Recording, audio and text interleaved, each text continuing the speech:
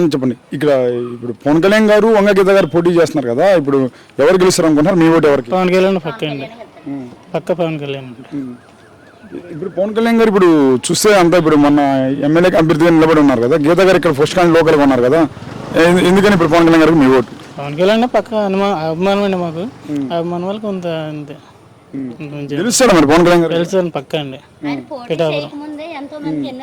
మాట్లాడండి పోటీ చేయకముందే ఎంతో మందికి ఎన్నో చేశారు పవన్ కళ్యాణ్ గారు ఆయనే గెలుస్తాడని మా అందరికి నమ్మకం అండి. అంటే అమ్మ పోటీ చేయకముందు ఎంతమంది ఎన్నో చేశారు మీకేమన్నా అసలు ఏమన్నా బెనిఫిట్స్ ఏమైనా వచ్చినాయి పవన్ కళ్యాణ్ గారు బెనిఫిట్స్ అంటే మనకు రాకపోయినా మనకు సాటి మనుషులకి అయితే చాలండి. మనకే అంటే మనకు ఆ ప్రాబ్లం వచ్చినప్పుడు చేస్తారేమో తెలియదు అంతే కదా.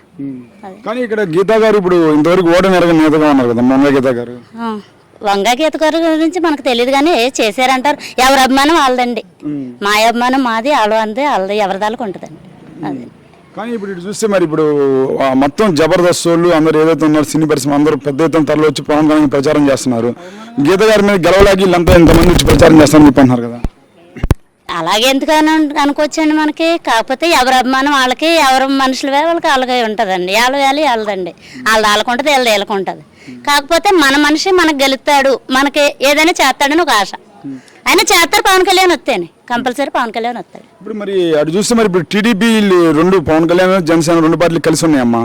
మరి ఎంతవరకు ఇప్పుడు టీడీపీ పార్టీ వాళ్ళు అసలు పవన్ కళ్యాణ్ ఎంతవరకు సహకరిస్తారు?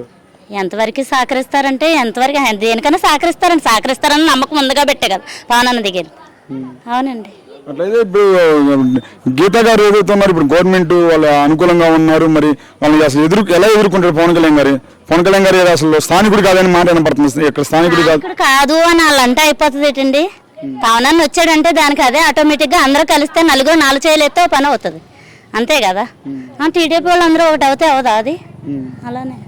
మరి ఇప్పుడు జగన్ చూసినట్లయితే ఇప్పుడు చాలా పథకాలు పెట్టాడు కదా, మరి ఎలా ఉండబోతుంది అసలు ఇప్పుడు? అది ఇప్పుడు జగన్ పెట్టాడు ఆ పథకాలంటే మా మీదే మాకే పెడుతున్నాడు. ఆడదెత్తి తెచ్చేం పెడతలేదు కదా. ఎవరికి పెట్టాడు జగన్?